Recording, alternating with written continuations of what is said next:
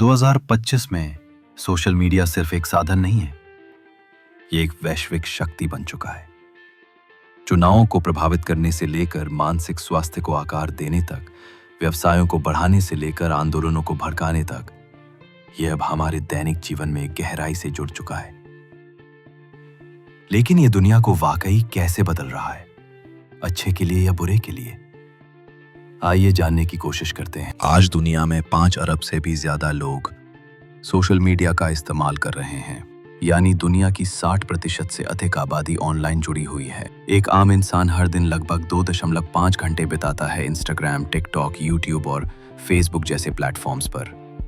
2025 में नए प्लेटफॉर्म्स जैसे बी रियल AI, एक्स पहले ट्विटर और थ्रेड्स भी इस भीड़ भरी डिजिटल दुनिया में ध्यान खींचने की होड़ में लगे हुए हैं। आज सोशल मीडिया जनमत को आकार देने में टीवी या अखबारों से भी ज्यादा प्रभावशाली बन चुका है। राजनेता, सामाजिक कार्यकर्ता और इन्फ्लुएंसर इसका इस्तेमाल करते हैं, कभी समर्थन जुटाने के लिए तो कभी गलत जानकारी फैलाने के लिए। भारत, ब्राजील और अमेरिका जैसे देशों में सोशल मीडिया प्लेटफॉर्म्स अब विचारधाराओं और प्रभाव की डिजिटल जंग के मैदान बन चुके हैं। 2025 में सोशल कॉमर्स का बाजार $1.2 ट्रिलियन तक पहुंचने की उम्मीद है। टिकटॉक शॉप और इंस्टाग्राम मार्केट प्लेस जैसे प्लेटफॉर्म्स अब यूजर्स को ऐप के अंदर ही खरीदारी करने की सुविधा देते हैं।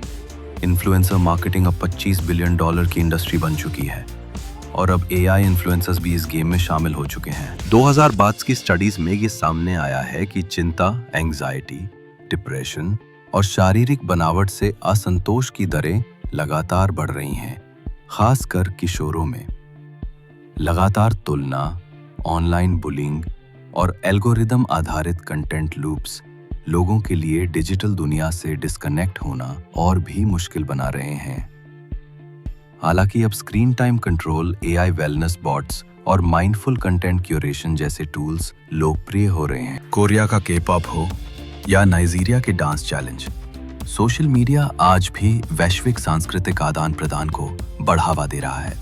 ये प्रवासी समुदायों को जोड़ता है, ट्रेंड्स को जन्म देता है और आंदोलनों को जन्म देता है, भाषाओं और सीमाओं से परे।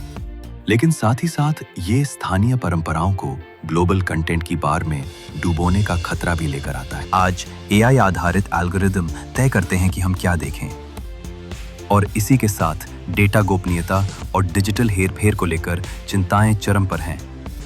EU, भारत और अमेरिका जैसे देशों में सरकारें डिजिटल सुरक्षा कानून बना रही हैं ताकि नागरिकों को सुरक्षित रखा जा सके।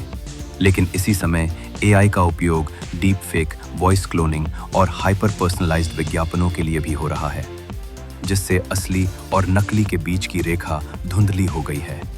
1020p में सोशल मीडिया सिर्फ मनोरंजन नहीं है, ये हमारे समाज, अर्थव्यवस्था और राजनीति का आईना बन चुका है।